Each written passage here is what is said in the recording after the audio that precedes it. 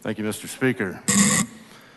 Mr. Speaker and members, in all discussions I've had with my colleagues and in the committee hearing moving SB17 forward, I've rarely engaged in a debate in which so many of my fellow members, including opponents of this bill, are in agreement. Texas is one of the most diverse states in the country, and we all agree that diversity contributes to our strength and resiliency. We all agree that our institutions of higher education must harness that diversity, and everyone in this House agrees that we have no higher priority than ensuring that every Texan, regardless of race or ethnicity, be given the tools they need to succeed. We all agree that equality of access to higher education as well as equality of treatment in education is our main goal, and we agree that we must continue to work toward that goal. Members, I believe if you look closely at Senate Bill 17 and what it actually does, we will agree on that too. DEI programs are present in some form on almost every Texas campus, and 26 of 37 taxpayer-funded universities in Texas have a central DEI administrative office. 51 of the 64 colleges within our top 5 universities have dedicated DEI committees for hiring and strategic plans. The University of Texas alone has 14 people in the Division of Diversity, 11 whom are ranked as vice presidents. Almost 50 people at UT have DEI in their titles. A&M, 46 DEI officers. In the A&M system, who, among other things, oversee 2 major committees of 30 members, each that handle climate and hiring. There's virtually no evidence from any Texas college or university that DEI programs have closed the gap in terms of minority student outcomes, minority recruitment, or faculty hiring. Texas universities are spending millions on those, even though a nationwide study by Baylor in 2018 found that bringing in a chief diversity officer, which on large campuses is accompanied by a huge staffing increase, had no effect on minority hiring. The study found chief diversity officers rose less from 3% in all universities in 2001 to close to 70% in 2019. At Texas A&M last year, a university's DEI leadership, with the support of the faculty senate, announced they would no longer include Asian American applicants for certain faculty positions. After English and Spanish, Vietnamese is the most spoken language in Texas next to Chinese, but those Asian groups are not included in A&M's list under underrepresented minorities. They were excluded.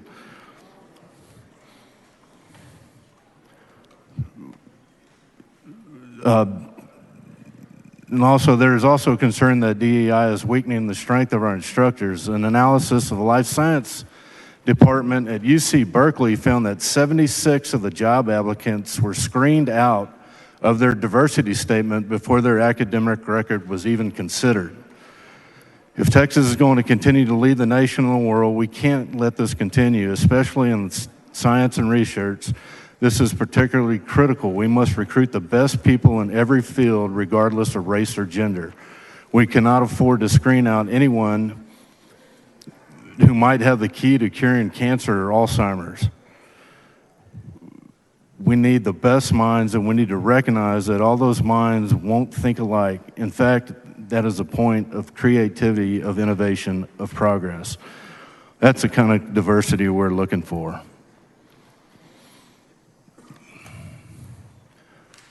Applicants can be eliminated for saying certain things. Using the word merit or meritocracy sometimes can exclude somebody. Diversity statements are not designed to ensure the potential faculty members follow the law. Instead, they are designed to sort job candidates. Compelling faculty and staff to write or sign diversity statements is counter to achieving the goal of advancing free academic inquiry and diversity of thought. The University of Texas Strategic Plan for Faculty Diversity, Equity, and Inclusion urges that every applicant for a job at UT be required to provide a diversity statement. To avoid the fate in the unsuccessful candidates, they must affirm the belief that some students deserve to be treated differently. Ironically, in a 2018 study, a similar equal opportunity statements in the federal system found that the requirement discourages some minorities' willingness to apply for jobs, but in Texas, candidates who didn't supply a diversity statement were excluded. Members, what this bill does is make sure that we can actually accomplish our goal of promoting diversity rather than using diversity to create a narrow, closed-minded environment on all of our college campuses. Senator Jones, for what purpose? Yes, will the gentleman yield for questions? Will the gentleman yield for questions? The gentleman does yield. Representative Kimple, I'm worried about how the bill is going to be interpreted and implemented by colleges and universities. The bill prohibits an entity of the university from developing DEI practices that influence hiring, but I'm concerned, again, about interpretation. So what specific issues do you think this bill will actually address and solve? I think it will promote diversity through all applicants and not the narrow-minded approach in some of the statements that are application statements that it automatically exclude a large majority of the applicants without taking into consideration any of their academic successes or merit. Another question for you. Could you provide examples of the type of diversity inclusion expenditures that will be permissible if this bill is enacted into law? I don't know that there are any expenditures. What we have in this bill would allow the Board of Regents who are appointed by the governor to comply with diversity statements that may be required to receive federal grants. What kind of expenditures would be prohibited? I don't know that we're prohibiting the expenditures that may be associated with DEI offices that we are prohibiting with this legislation. It won't prohibit anything as far student services, academic freedom, certain things like that will still be in place. So let me move to the threat of funding services. So if a university is found to be in violation of a provision in this bill, they're unable to spend money appropriated to them for the state fiscal year. Are you okay with limiting the spending power of a public university like, for say, your alma mater, University of Texas? Well, yeah, it's a part of this bill, and what we're doing with this legislation is making sure that they come back, which could be considered a standing subpoena, which they come back and meet before the substantive committees in the House and the Senate before each fiscal year to make sure that they're complying with the rules of this bill if enacted. Let me ask you this. What happens to students from underserved communities that rely on the university funding for housing, food, and other essential needs if the school loses spending access to the appropriated funds because of a violation of this? Again, it's not going to affect any of the student services or students on a need basis. The universities are still going to be able to fund and financially help those students that are in need, all students that are in need. So if the school gets funding cut because they violated this policy and they no longer have access to that money, how are they going to be able to continue to give the underserved students the money? Where's that coming from? Well, I would go back to come back to what we have appropriated to them, and they'll be able to use that. What we're doing here is eliminating the DEI office and the DEI office only. I would assume that funding would be rolled into student services. So I want to move to NCAA DEI requirements, since I'm a former NCAA athlete. Currently, the NCAA requires Division I members to conduct a DEI review every 4 years to maintain membership. This includes the 25 universities in Texas who are currently members of the NCAA. So based on the language of this bill, how do you expect for our Division I universities like TCU, UT Austin, Baylor, Rice, Sam Houston, SMU, U of H, and A&M to conduct this required NCAA review without being in non-compliance with this bill? I'll just say that it plainly states on the NCAA website that that review is not subject to formal NCAA assessment or approval and is not required that a member. Gentleman's time has expired. Following announcement, the clerk will read the announcement. The Committee on State Affairs will meet today upon final recess in room 1W14 Agricultural Museum in a formal meeting to consider pending referred and committee business. Following amendment, the clerk will read the amendment.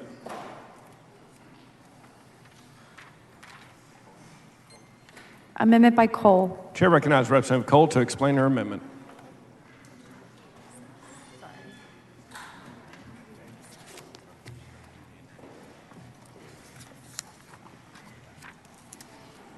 Mr. Speaker, members, what my amendment does is strike the enacting clause. I'm doing this because of the importance of DEI initiatives and programs on our college campuses and for the students and faculty. We heard testimony from over 250 individuals who testified against Senate Bill 17 and spoke against the bill until 3:30 in the morning. These DEI programs help foster a healthy environment for not only myself when I was going to college at the University of Texas, but for my boys when they were going to college. Similar initiatives helped Ms. Wilhelmina Delco, who serves at the constituents in Eastern Travis County here in the Texas House from the 70s to the 90s, go to school in her position as chair of the House Education Committee through the 1980s. DEI initiatives arose thanks to integration laws like President Harry Truman signed an executive order desegregating the armed forces. DEI has roots in Texas thanks to the Civil Rights Act of 1964 signed by President Lyndon Baines Johnson, which made it illegal for businesses to practice discrimination as part of their hiring practices. Many colleges throughout the state excluded Black Americans at their founding. DEI policies and offices are designed to remedy these legacies of exclusion that persist today. My alma mater, University of Texas, was founded in 1883, but allowed African American undergraduate students on January the 8th, 1956. Texas A&M was founded in 1876, but did not allow African Americans until 1963. While this issue is personal for me and many of my colleagues in the legislature, please know that DEI programs and initiatives aren't there to just protect people like me and people who look like me. They exist to foster, affirm, celebrate, engage, and strengthen inclusive communities. DEI is meant to protect everyone, regardless of race, color, or creed. I move adoption. Representative Collier, for what purpose? I'm going to wait for the bill. Chair recognizes Representative Kemple to speak against the amendment. Thank you, Mr. Speaker. Obviously, this strikes enabling and effectively kills the legislation. So I will be against Ms. Cole's amendment. Mr. Speaker, Representative Collier, for what purpose? will the gentleman yield for questions? Mr. Yes. Gentleman yield for questions. Gentleman yields. Chair Kemple, I want to just follow up on this diversity, equity, and inclusion part where my question is, do diversity, equity, inclusion offices, do they include or take into consideration individuals with disabilities? I am not sure about that, Mrs. Collier. I don't know. I know that the universities have ADA compliancy offices that I would assume address those needs. So can you tell me which universities have an ADA office? I know that University of Texas, Texas Tech, Texas A&M, and I would assume others do as well. And they have those offices which are separate and apart from any diversity, equity, and inclusion From my understanding, office? Yes, ma'am. Okay. And then how many, so in your provision of your bill, you said that they cannot have a diversity, equity, and inclusion office. that promotes the retention and hiring of individuals based on race, sex, gender, or other color. Would disability be included in that? If they have a diversity, equity, inclusion Certainly not office, spelled out, and again, I would point back to the ADA offices that those universities have. well, It's not my understanding that they are in the DEI offices and would not be affected by this. so if they are in the DEI office, would they just have to rename their DEI office if they were going to use it Well, for in some of those disabled? cases, they will be renamed to offices of student services, I would assume. We're not doing anything in this legislation to student services, which would include those that are disabled. But you agree that there are some universities that already have a DEI office, correct? Yes, and that's what we're trying to eliminate. Right. And so by eliminating these offices, are we eliminating these jobs? Those jobs will be eliminated. And how many people will lose their job?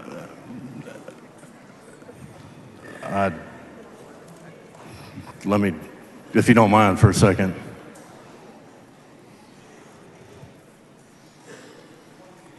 But and I'll tell you this, where we're, UT Austin says has a staff of 62, A&M, So those 62 people will lose their well, job? no, they will not lose their jobs. Okay. They will be, I would assume, reassigned to student services. But do we know that? I have been told that. So right now, today, it is your understanding It is that my those 62 understanding. individuals at UT Austin who are currently in the DEI office will be reassigned and they will not lose their job. It is my understanding as of today, Ms. Collier. Will they lose any money? Like, will they have to take a reduction in income? I don't believe so. Okay. And what about the other universities? You said Texas A&M.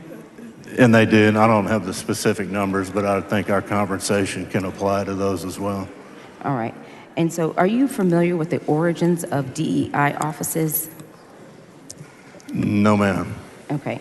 So they date way back from even 1948. Were you familiar with that? And that was to increase diversity within our country in different places. So President Truman signed an executive order in 1948 to desegregate the armed services, and that was the first diversity protocol. Were you familiar with that? No, ma'am. Okay. And so these have long roots, and are you familiar with why DEI offices became relevant and needed? Because of the systemic inequities that were in place. And then I understand that, but I understand what they've become, and that's our concern here, is that they've provided division and not truly promoting free speech and equitable hiring practices. Well, does this bill deal with free speech? This bill doesn't touch free speech. It Okay. promotes free speech. It promotes free speech. Yes, ma'am. Okay. And so I think there was a provision in the bill that talked about, well, can you tell me how it promotes free speech? Well, I should say academic free speech. Who's academic free speech? Those in academia. Well, wouldn't it be for a certain class of people? I would assume it would be for all those in academia. For all people. And Yes, so ma'am. that gets me to the point that I was going to ask you about how this bill is to promote the first purpose. It says the purpose of higher education institutions.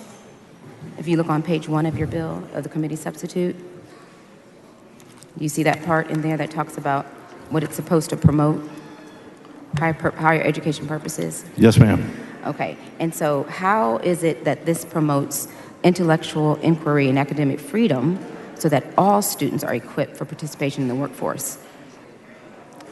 I'm sorry, can you repeat that, Ms. Collier? I'm trying to figure out how this bill correlates with the purpose of higher education. By eliminating diversity, equity, inclusion offices, how do you propose that higher education institutions are to promote intellectual inquiry and academic freedom so that all students are equipped for participation in the workforce and the betterment of society. I think just that with what we're, just revert back to what we're doing is going back, we're closing DEI offices. And I think we can all agree on diversity and academic free speech is that will not be limited in this legislation. And so then going back to the question about intellectual diversity so that all students are respected and educated, this is one of the higher education purposes according to the committee substitute, the bill that is in front of us. I'm trying to figure out how are we accomplishing that? Is there going to be something that tracks any type of reduction in recruitment or hiring of individuals that reflect the great diversity of Texas?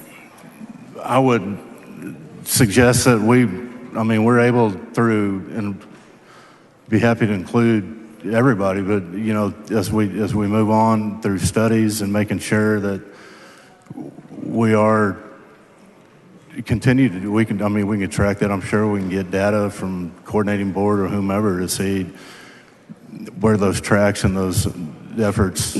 Well, thank you. I appreciate you saying that because I just don't want us to go backwards. And so, if there was a way for us to track it, Ms. Collier, I agree with you. I don't want to go. We can kind of consider this as a fresh start going forward. Okay. And so, would you be amenable to considering doing some type of study or tracking mechanism on top of what you're doing here? Well, so that way today we don't no, go but backwards? we'll make that commitment in I'm the sorry? interim, certainly, to do something like that through.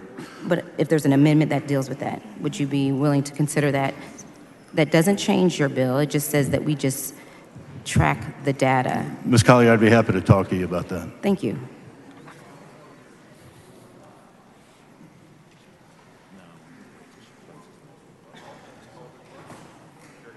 Chair recognizes Representative Cole to close on the amendment.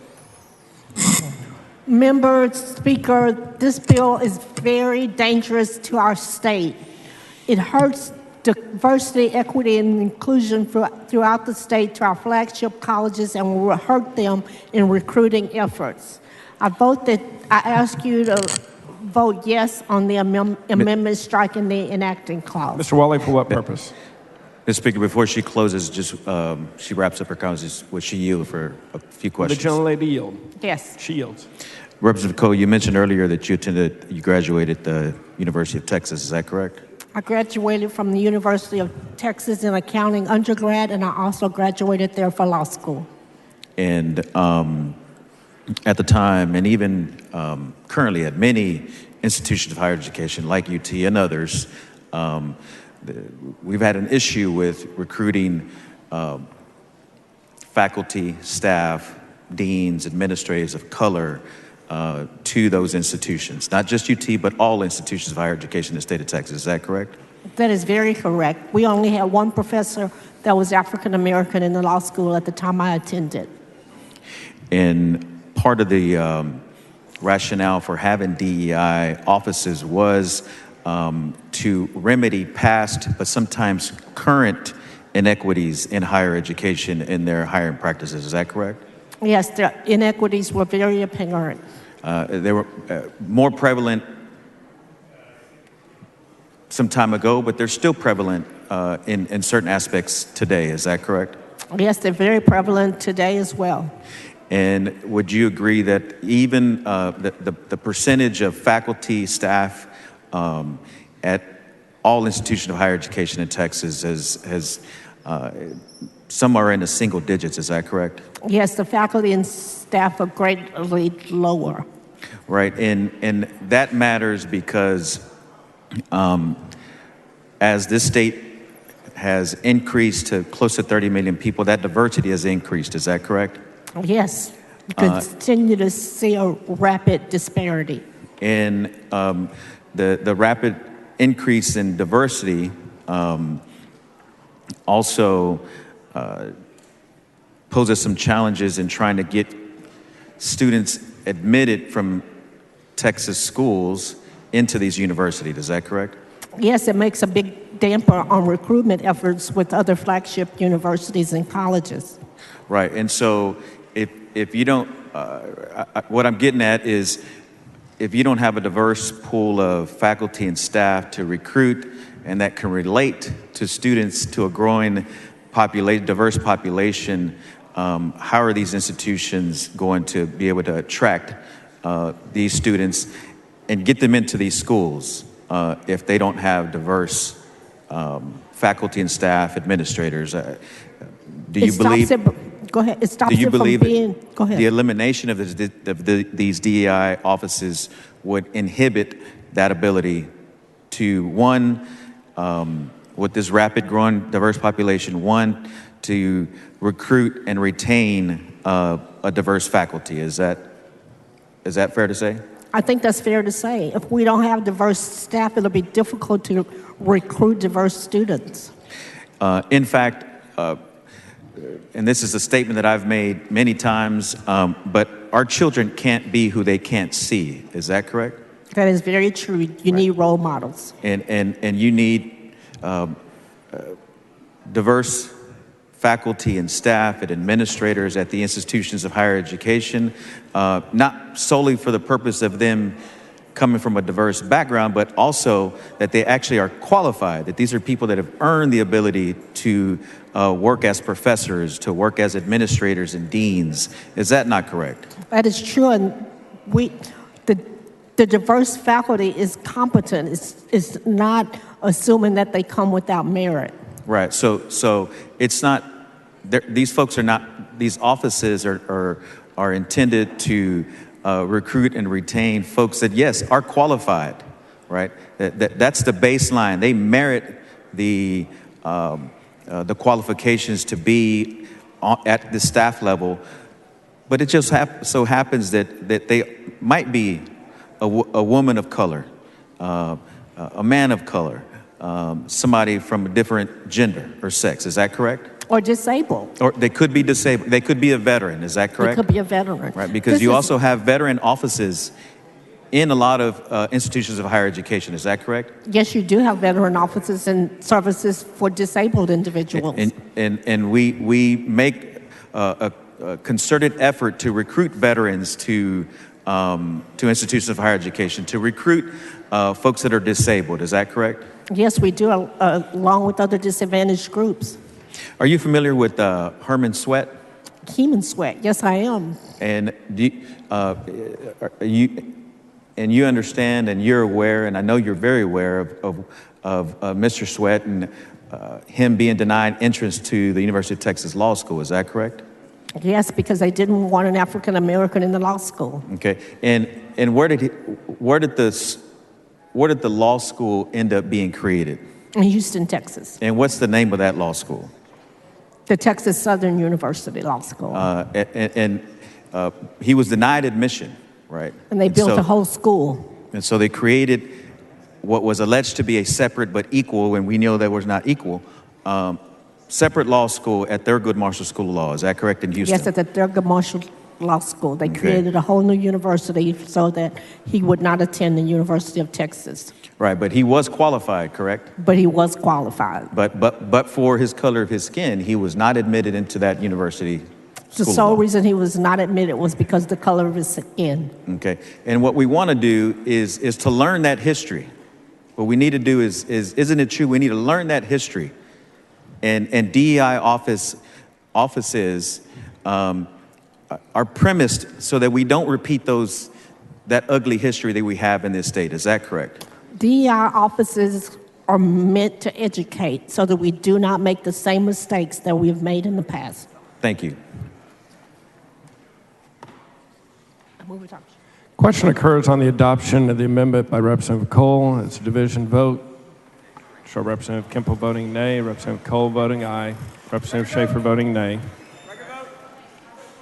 Record vote has been requested. Strike the board. A record vote has been requested. A record vote is granted. The clerk will ring the bell. Show Representative Kemple voting nay, Representative Cole voting aye.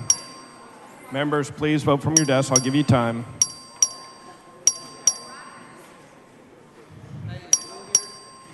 Show Representative Diallo voting nay. Have all voted? Being 60.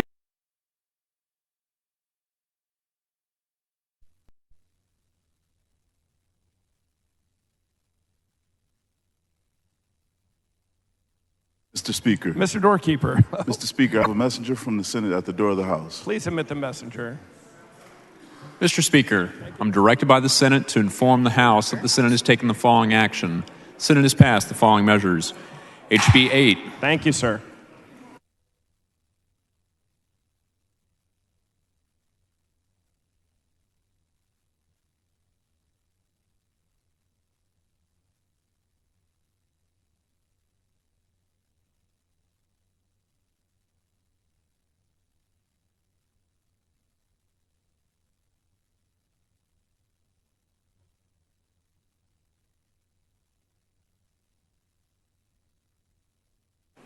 Representative Cole, for what purpose? I'd like to ask that all the comments on Senate Bill 17 be reduced to writing and put in the journal. Members hear the motion. Is there objection? Chair is none. The motion is adopted.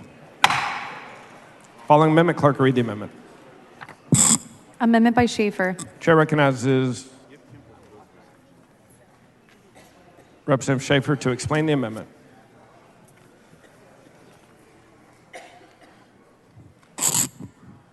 Thank you, Mr. Speaker and members. The Senate sent over a strong bill, and I appreciate the work of the House Higher Education Committee and Mr. Kemple on this bill. But unfortunately, some of the strong provisions in the Senate bill have been removed. The Senate bill had said we got holes in the chicken coop, so we're going to put wire up around the chicken coop. And we're going to put the farmer in charge of guarding the chicken coop. The bill as it stands before the House right now has holes cut in the fence and the fox guarding the hen house. And so this amendment and some of the others will attempt to put the fence back up and put the farmer back in charge. One of the issues that this amendment addresses is that the House version of the bill basically allows DEI policies to be initiated if they're part of, quote, institutional policy. That institutional policy language did not appear in the Senate. It now appears in the House. In other parts of the bill where it says, well, if there's a grant or an accreditation agency that wants these, and you can do it, so you can put it into institutional policy. The House version also removed the words special benefits or promoting DEI policies. This amendment puts that back in there to strengthen it. The original bill allowed the Attorney General to review these trainings that the institutions were going to do so that the fox didn't guard the hen house. But here, the House version has taken that out. So that's why I have brought this amendment to put those strong provisions back into the bill. Mr. Harrison, for what purpose? Does the gentleman yield for questions? Gentleman I will yield yield for for questions. questions. Gentleman yields. Okay, Mr. Schaefer, the Senate bill, when it came over, it prohibited required diversity training. Without this amendment, will universities be able to continue requiring this expensive and counterproductive training?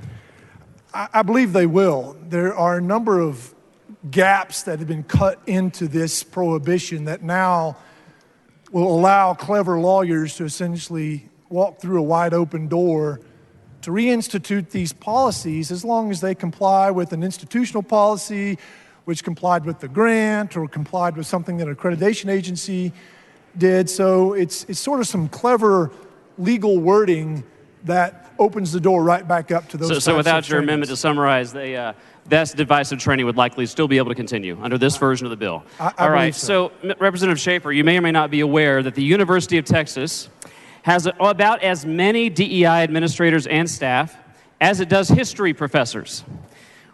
Will your amendment help return universities to their original mission of educating students as opposed to separating them based on the color of their skin? This amendment helps get this bill back to the original purpose, which was to focus on education, not focus on characteristics and things that are prohibited by law to be given preferential treatment or special benefits. Okay. The University of Texas's You Belong Here Diversity Action Plan, you may or may not know, it includes the separating of minority students from the campus community as a whole to, quote, improve the campus climate. Without amendment, would these highly divisive practices be able to continue? I think they would. I think DEI ultimately separates people into groups and then tries to give special benefits here or special preferences there. And that's not what we need. We need to look past those characteristics, to look at the human, look at the individual, look at the student based on their merit and not on these immutable characteristics. I agree with that. And DEI employees on college campuses in Texas vastly outnumber, I was shocked to learn this, the number of employees dedicated to helping students with disabilities and to implementing the Americans with Disabilities Act. For example, this is just staggering. At both the University of Texas and at Texas Tech University, there are 300% the number of faculty and staff pursuing and promoting DEI than there are implementing the Americans with Disabilities Act. Without amendment, would these universities be able to continue allowing and supporting these large DEI bureaucracies? I think this amendment is needed to close the gap that was created in this bill to get at the problem we are trying to address. Okay, so to summarize points from our discussion here, are public universities in the state of Texas using tax dollars to promote DEI? Absolutely. Millions of dollars. Millions of dollars. Are our constituents, struggling taxpayers, people who are having a hard time putting food on the table and gas in the tank and paying their property tax bill, do you believe, Representative Schaefer, that they want their tax dollars going to fund DEI on college campuses in Texas? Absolutely not. Without amendment, does this bill ban all DEI in the state of Texas? No. So without amendments, would any one of our colleagues be able to go home and look their constituents in the eye and say that they banned DEI on college campuses in the state of Texas? Not under this version of the bill. Okay, so a no vote on your amendments, just to be clear to our colleagues, would be a vote to allow the continued taxpayer-subsidized DEI in college campuses. That's my belief. That's my belief, too. Thank you, Representative Schaefer, for bringing these amendments. And if you oppose DEI, the only correct thing to do is to vote yes on these amendments. Thank you, Representative Schaefer. Representative Gerwin-Hawkins, for what Thank purpose? Thank you, Mr. Speaker. Mr. Schaefer, are you? For what purpose? I want to ask the gentleman a couple questions. Will the gentleman yield for a couple of questions? Yes, ma'am. The gentleman will yield. I will yield. Representative Schaefer, you're saying that DEI creates challenges and is problematic. I've talked to several of the university presidents, and they're saying the number of minority students is decreasing, not increasing. Are you aware of that fact, or do you have different numbers?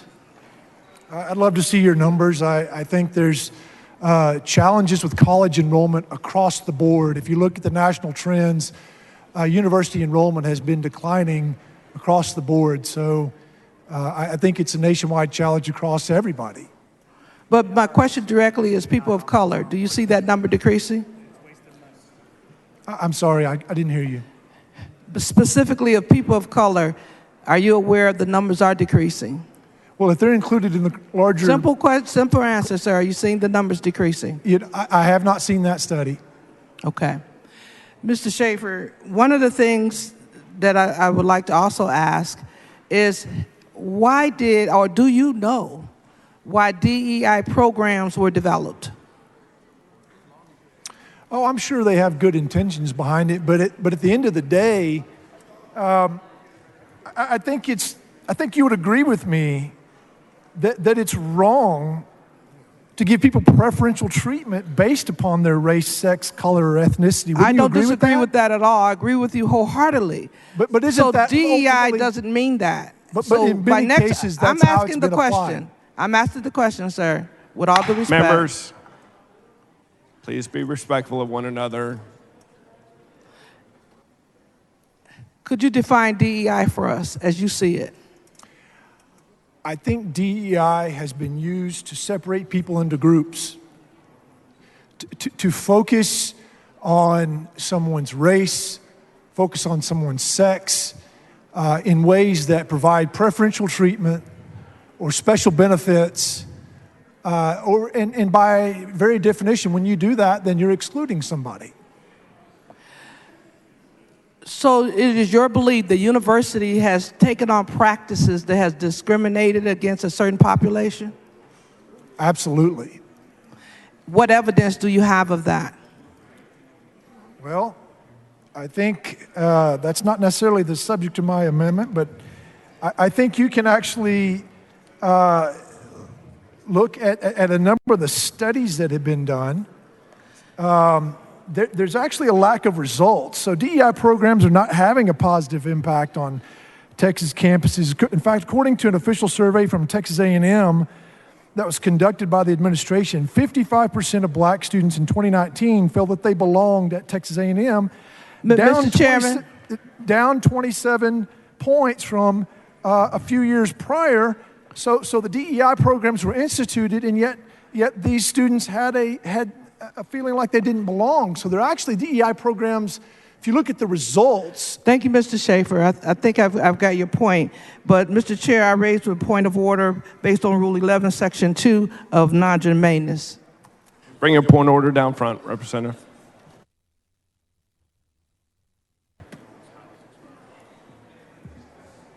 Gentleman's time has expired.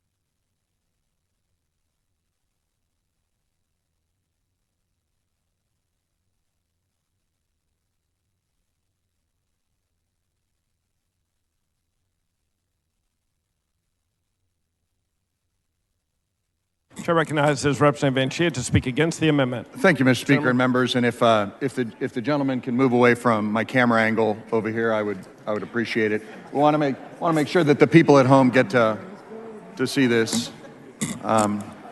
Thank you. It's important that we have full transparency. And as my father used to say, carne de burro no es transparente. That means donkey meat is not transparent. So, members, I wanted to simply point something out with respect to this amendment. Oftentimes we hear among my Republican friends, we just need to run the state of Texas more like a business. Well, if you adopt this amendment, we would be going in the opposite direction. Throughout the Fortune 500, 400, 300, 200, and 100, even the Fortune 50 especially, DEI programs are ubiquitous. Why? Why is that? Why is it that the smartest people in the country, the business community, has already decided this issue? Diversity produces better outcomes in business. This is no longer in dispute. Diversity produces better outcomes in your business. Whether you're a small business or a big business, the market has already spoken, right? So I would urge you, members, that DEI programs that members came up and railed against just a moment ago, I want to remind you that it is diversity, it is equity, and it is inclusion. And in your businesses, I am certain you practice these things. I am certain that you promote these ideas because we want to have diverse workforces.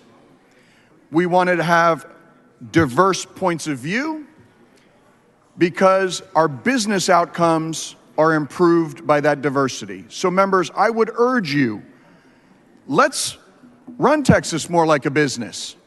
Let's make sure in higher ed we get diverse outcomes, diverse personnel, and diverse viewpoints.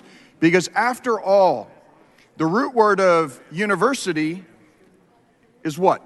It's universe, right? In universities, we are supposed to be providing diverse ideas. We're supposed to be challenging orthodoxy. We're supposed to be debating and improving outcomes throughout the state. So members, let's allow universities to continue to expand the universe for their students, and let's also make sure that we continue to run Texas like a business and preserve the good outcomes that come from diversity. Thank you, members.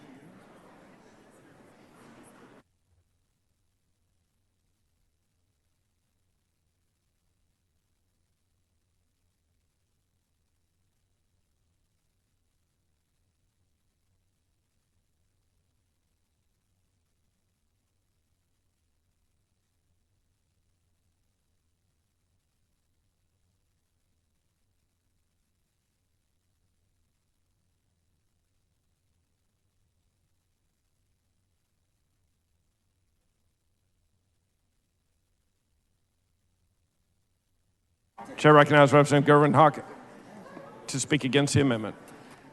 Members, we've had some very, very contentious bills put forth. What does DEI really mean? Diversity, equity, and inclusion. It's not just about color, it's about other things also. Women, special needs people, people that are different from ourselves, people with different languages. There was a reason that DEI programs became valuable to universities. I don't believe there's one university who has talked about or been against DEI. We've done a lot of government overreach, telling folks what they need to do, how to run their businesses, how they run their universities, how they run their households, their medical. I thought we were an institution that really is trying to reduce government intrusion and make sure that people have an opportunity to make their decisions. I hope we can get back to that. One of the things that when I became a legislator was to really try to focus on where we can help and build people up and not continue to step into issues that are individual issues, not us as a government body. Our role as legislators are to set big picture policy to help guide and direct our society. Our society needs us to be innovative thinkers, to be big thinkers, to be individuals who knows that we are legislators who care about everybody. In 1970s, when I graduated from college, I was hired because of programs that actually intentionally and deliberately sought out people who were different from the establishment. When I was hired as a timekeeper, I was told at that time, we need a promotable black. Those were the words that were said. And I felt, well, anything to give me an opportunity that I'd like to try. I rose to a high-level in Ford Motor Company because of that, because I was given a chance. And so sometimes there are those folks that need that chance. We do not want to preclude others. All we're asking is for individuals to be treated with equal credentials, equal experience and abilities, to be given an opportunity. We do our children an injustice when we don't create environments that they can meet people other than folks who look like themselves. My college roommate, who was an Anglo female, had never seen a black person before. And that was interesting to me. But it was important to her and to us to communicate with each other. That was important. What I don't want us to do is take a piece of legislation, make it worse, or step away from our mission. And our mission as legislators is truly, truly to look at big picture and what we can do for the best interest of the great state of Texas. Not just for our individual selves, not for partisan division. We cry together, we pray together, we hold each other up in times of need. Let's do that all the way through. Let's not be fake about it, but let's be real about it. Let's make the hard calls. Let's be honest with ourselves in terms of what we must do to protect all of our institutions and make sure that all of our young people are exposed to different cultures, different nationalities, and people who just don't look like themselves. As an educator, I never looked at any of my children as Hispanic, black, white, or Asian, or indifferent. I looked at them as God's children, children who needed my help, who needed our help, and who we needed to educate. And that was important to me. So members, as you think about it, put your big boy pants on. Ladies, put your big girl dress on. Let's make the right decision. Let's look at what we need to do as an important body. For those much is given, much is expected. And sometimes you've got to go against the grain, but you've got to do the right thing because it's the right thing to do. Thank you.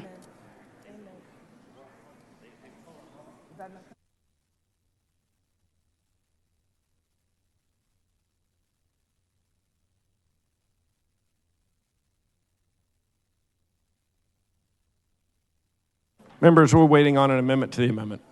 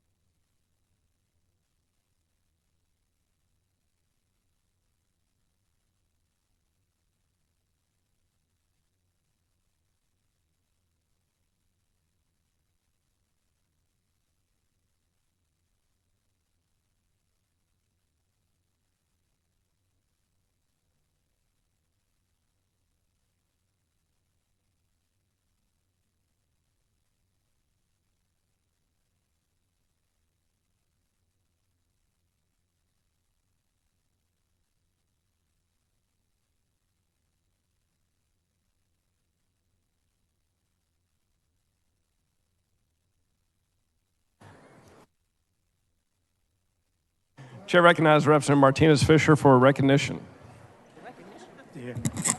Thank you, Mr. Speaker and members. While we're working on amendments to the amendment, I wanted to take a moment. We always recognize our staff members and all the work that they've done, tier list hours and so forth. Well, one of ours is actually leaving today. It's his last day. He's in the South Gallery. His name is Kent Ninomiya, and Kent graduated from UT. He's going to take a little break. He's headed to Washington, took a job with Senator Michael Bennet of Colorado, and then he'll be going on to Columbia University for graduate school. So Kent, South Gallery, stand up. Thank you for all your work. We appreciate you being here. Appreciate all the work you've done for us.